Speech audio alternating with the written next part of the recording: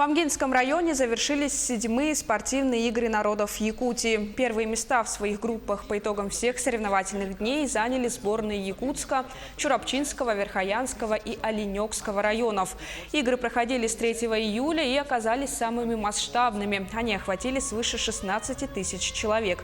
Всего за 5 дней состязаний было разыграно 246 комплектов медалей по 16 видам спорта.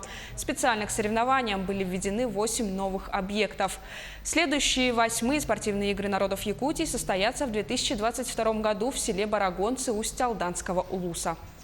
У нас участвовали лица с ограниченными возможностями здоровья, что, безусловно, заложило новый тренд равного доступа к нашим спортивным объектам и равного доступа к занятию физкультурой в нашей республике. Это первый тренд, на который мы изначально исходили.